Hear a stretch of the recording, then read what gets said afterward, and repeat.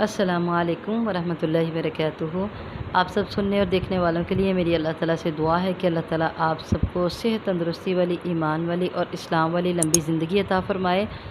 تو الحمدللہ ثم الحمدللہ ہمارا ایک سلسلہ چل رہا تھا رمضان میں، سلسلہ رمضان۔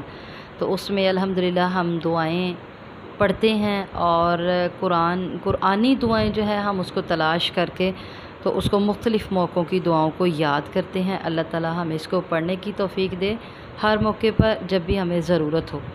تو آج انشاءاللہ العزیز ایک بہت پیاری سی ہم دعا پڑھیں گے، ایسی دعا کہ جس کی اولاد نہ ہو وہ اللہ تعالیٰ سے اولاد طلب کرے اس دعا کو پڑھ کے۔ یہ دعا انبیاء کی دعائیں ہیں، یہ جو ہم دعائیں پڑھ رہے ہیں۔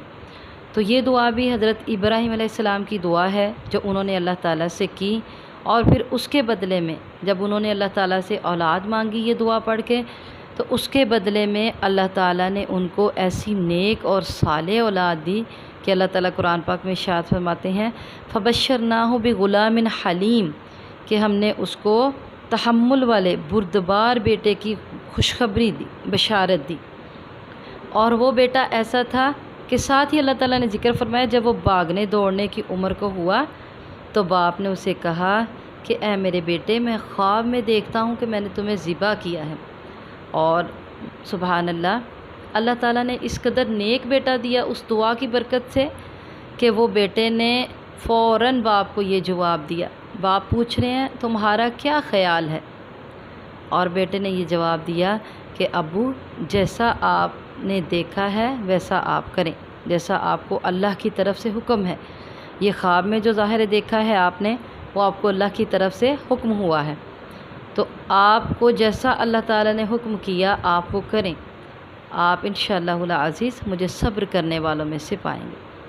تو سبحان اللہ، یہ ہے وہ صالح اولاد چاہتا ہوں۔ اور دیکھیں یہ کتنی بڑی بات ہے کہ ایک بیٹے کو باپ ذبح کرنے کے لیے کہہ رہے ہیں۔ ہم آج کل اپنے بیٹے کو چھوٹا سا کام بھی کہہ دے تو بیٹے کہتے ہیں ابو میں تھکا ہوا ہوں، لیکن ماشاءاللہ ماشاءاللہ دیکھیں اس قدر صالح بیٹا تھا کہ باپ نے کہا میں تمہاری گردن پہ چھری چلانا چاہتا ہوں، لیکن بیٹے نے کہا ابو جیسا آپ کو اللہ نے حکم دیا ہے آپ کریں، اور آپ انشاءاللہ العزیز مجھے صبر کرنے والوں میں سے پائیں گے۔ تو دعا بہت پیاری ہے، سنیں۔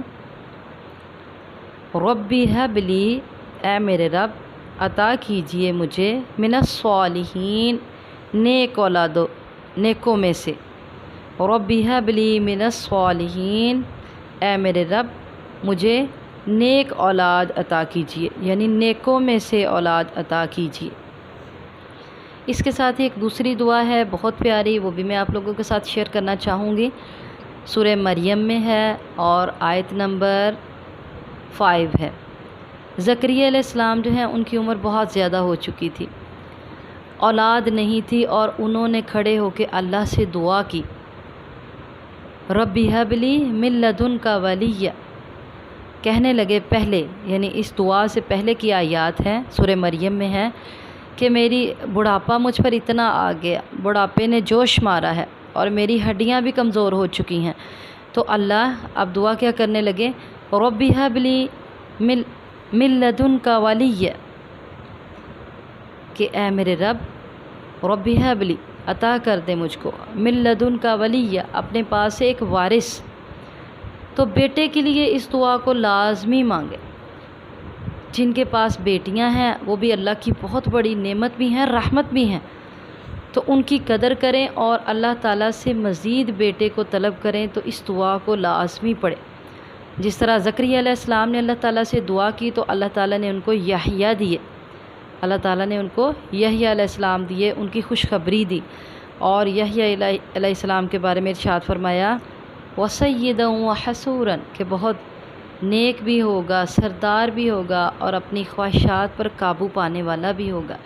تو اس قدر نیک اولاد اللہ تعالیٰ نے دی، تو وارث اللہ تعالیٰ سے طلب کرنے کے لیے آپ بھی یہ دعا پڑھیں۔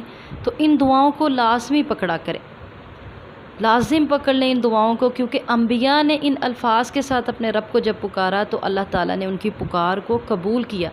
اور ہمارا یہ عقیدہ ہے اور ہمیں اس بات پر یقین ہے کہ انشاءاللہ العزیز ان دعاؤں کے ساتھ جب اللہ تعالیٰ نے انبیاء کی پکار کو سنا اور ان کو اولادیں عطا کی تو ہمیں بھی انشاءاللہ العزیز اللہ تعالیٰ ضرور اولاد عطا کریں گے، اور پھر ایسی نیک اور صالح جو ماں باپ کے لیے قربان ہونے کو تیار ہو جائے، اور ایسی نیک اور صالح اولاد یحییٰ علیہ السلام کی طرح۔